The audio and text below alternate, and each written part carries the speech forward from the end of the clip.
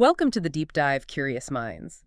Today, we're cutting through the noise a bit, bringing you something pretty unique, I think, an insight into self-compassion and acceptance. Yeah, a really important topic. Definitely. We've looked at these excerpts from Embrace Yourself, Affirmations for Self-Compassion and Acceptance. Right. And our mission today, really, is to unpack the core ideas here. Yeah, to see how this specific take on affirmations works. Exactly. How it might be a shortcut, maybe, to a more accepting relationship with yourself and how that can shift things internally. Yeah, that's right. The central idea here is actually quite profound. It basically suggests that accepting yourself, but with compassion, that simple act is like a trigger. A trigger for change. A trigger for a fundamental internal transformation. Yeah.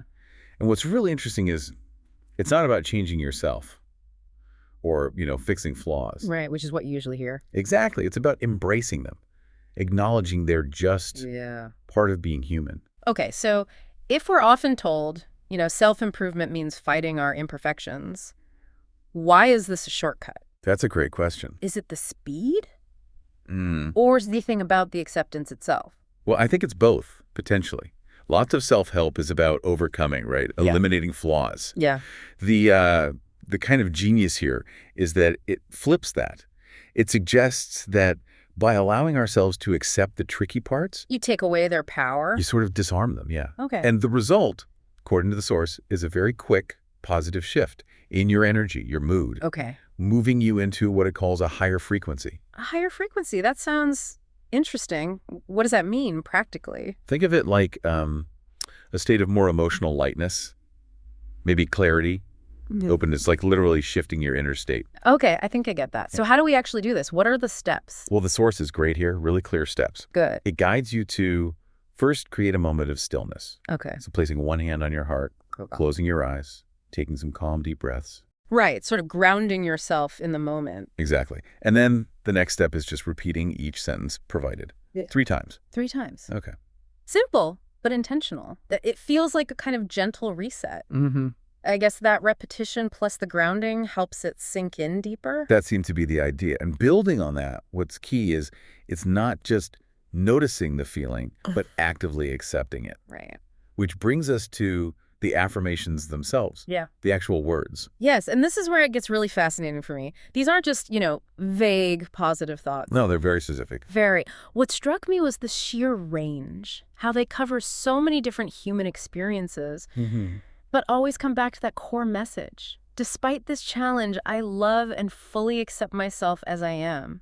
It's so comprehensive. It makes almost every struggle feel normal. It really does. And the way they frame the acceptance is remarkable. Let's maybe look at some themes. Good idea. Like how thoroughly they cover our emotional and mental states. For example, despite my fears, I love and fully accept myself as I am.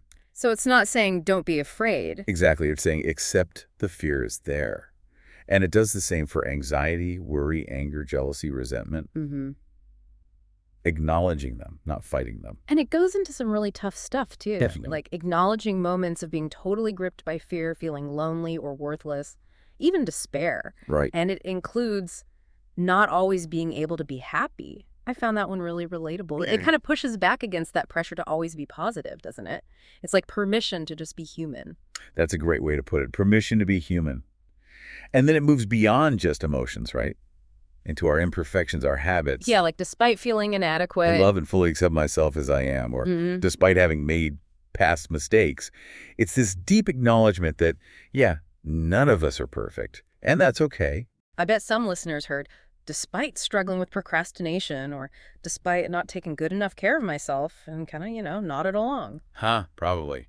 That recognition is powerful. It really is. And also, despite not being able to protect boundaries, that's a big one. Huge. It touches on self-worth, relationships. Yeah. Absolutely. And then the affirmations go even deeper into internal struggles, relational stuff. Okay. This is where you get things like, despite having old traumas, or despite getting stuck in the past and being anxious about the future. Wow. So think about that. Accepting the trauma as part of you, not just something to fix and get rid of. Right. How many approaches frame it like that? There's real power in just accepting its presence as part of your story. It feels less like a battle that way. Maybe. And it covers more, too. Yeah.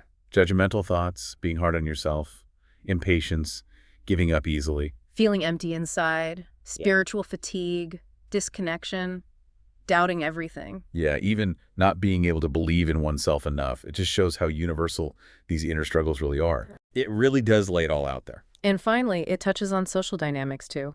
Those external pressures. Like comparing yourself to others. Exactly. Despite not being able to please everyone, and despite the habit of comparing myself to others, so common today, right? With social media and everything. Absolutely.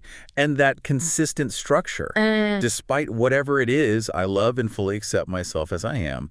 It feels like an anchor. A really powerful, unwavering anchor through Yeah. all these different challenges. Yeah. So after hearing all that, this really extensive list, the big question for you listening is, what does this mean for you? Which of those specific affirmations really hit home? Did any make you think, oh yeah, that's me? Because it really does highlight how common these feelings are. You're definitely not alone if you feel these things. Not at all. Which kind of leads to the next thought, doesn't it? What if just acknowledging these parts of ourselves, Not to fix them right away. right, not to fix them, but just to accept them with compassion, what if that is the real key to shifting things inside? That's the promise, right? The source says doing this, engaging with these affirmations, can lead to that quick, positive shift in energy and mood. Yeah. It's about the power of acceptance, not fighting it. Yeah. Which is a kind of a radical idea in a world always telling us to fix ourselves. It really is. So ultimately, this deep dive, it sort of reveals this profound potential, almost revolutionary, in simple, consistent self-compassion and acceptance. Just embracing the parts we see as shortcomings, exactly as they are. Changing the relationship with ourselves, maybe, from struggle to kindness. Yeah, profound kindness. That's a good way to put it.